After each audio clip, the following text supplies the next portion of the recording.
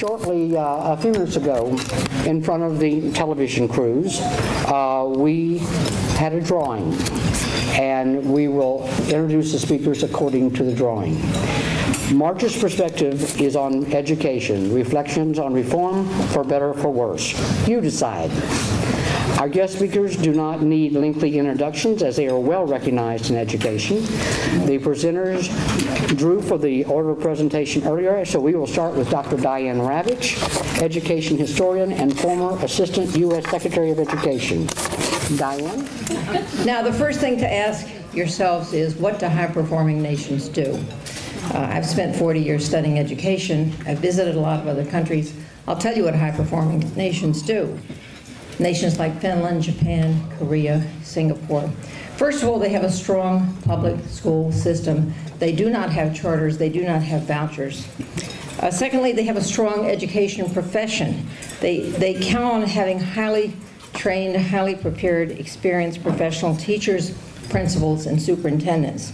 Third, teaching is a very respected profession. Experience is valued. There is no teach for Finland. There is no teach for Japan. Amateurs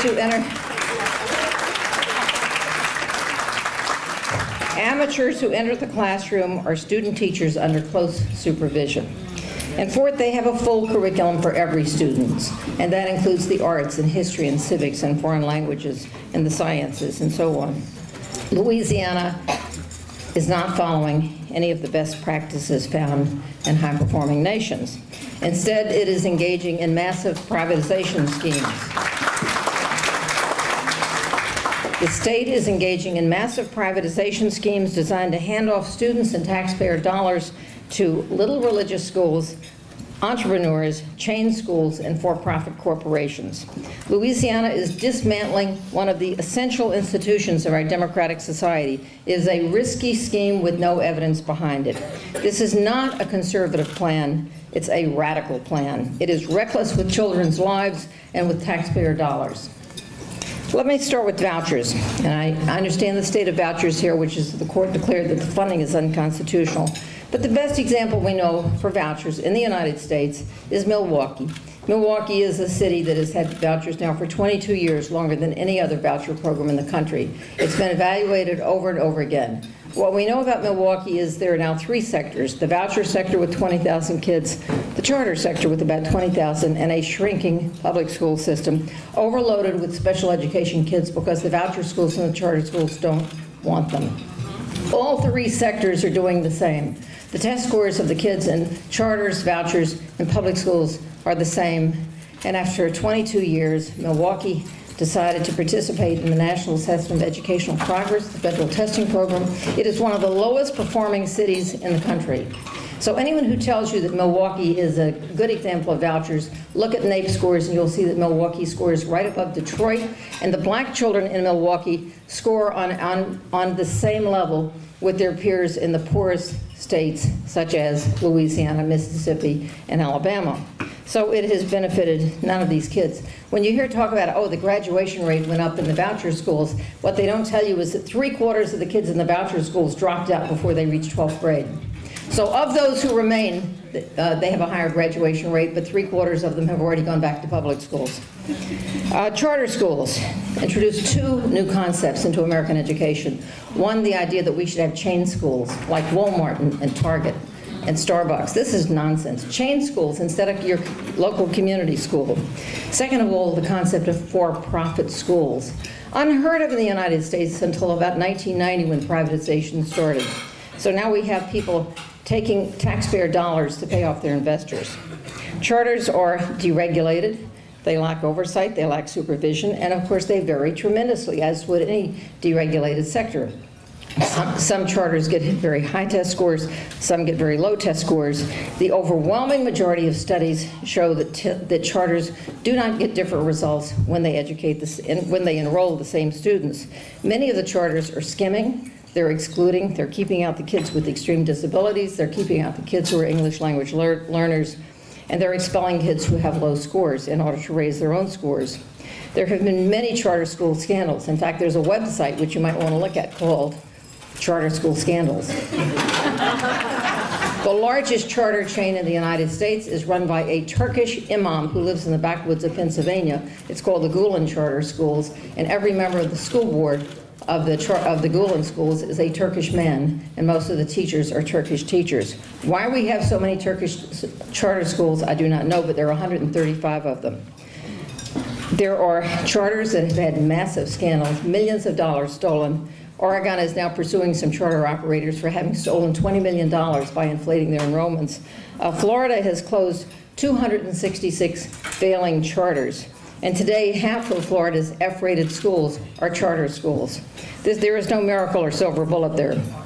The worst of all charters, however, are the virtual charter schools.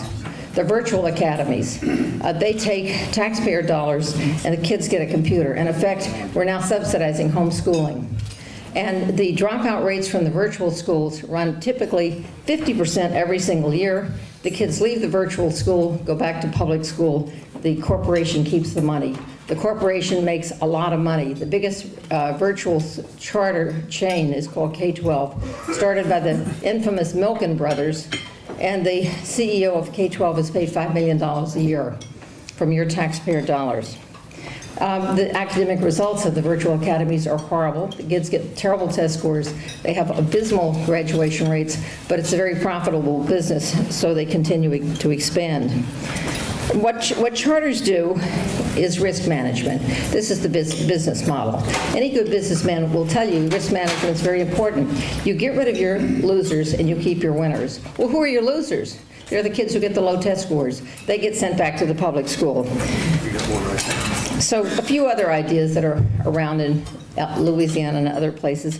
Merit pay. What you need to know about merit pay is that it's been tried for 100 years. It has never worked. It was tried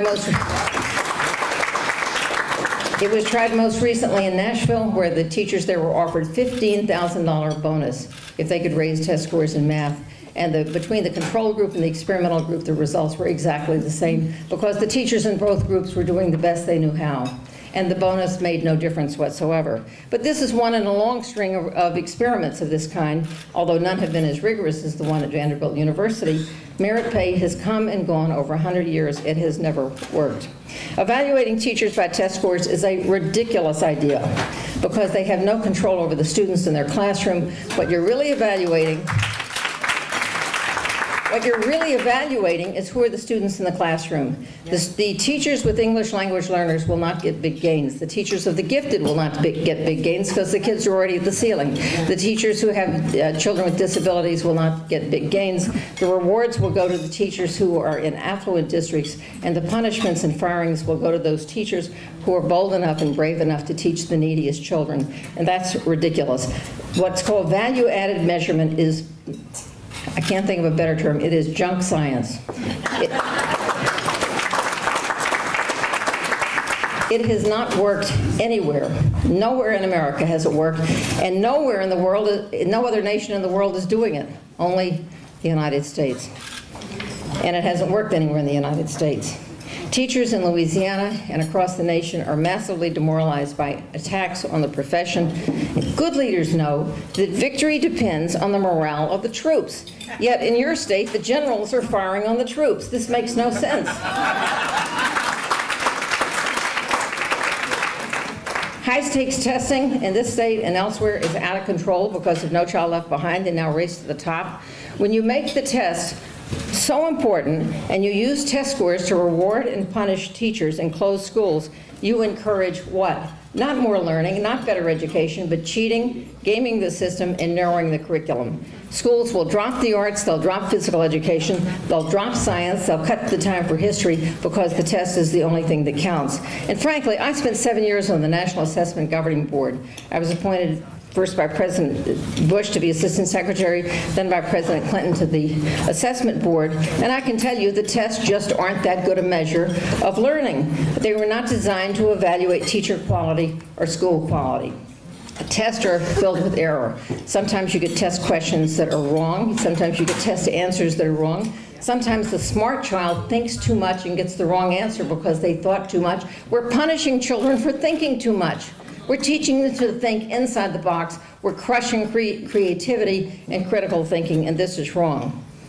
Schools fail when judged by test scores if they enroll too many children who are poor, too many children with disabilities, and too many children who are English language learners. And when those children then transfer to a private school with the voucher, the private schools have the same problems because they too must address these same needs unless the private schools manage to kick them out and send them back to the remaining public schools. Where we're heading now is back to a dual school system. We're heading to the days pre-Brown decision where we will have a school system based not necessarily on race, but on class, and where the striving parents and the motivated parents will get their kids into charters or vouchers, and everyone who's left behind will be the kids who didn't make it. So we'll have a dysfunctional public school system, all in the name of reform. But I want to remind you about this word reform. It's a tricky term. It's not reform. What we have today is a reactionary, not even a conservative, but a reactionary scheme that's been cooked up in the far right extreme of the Republican Party over the past 30 or 40 years. The free market does not help the most vulnerable children.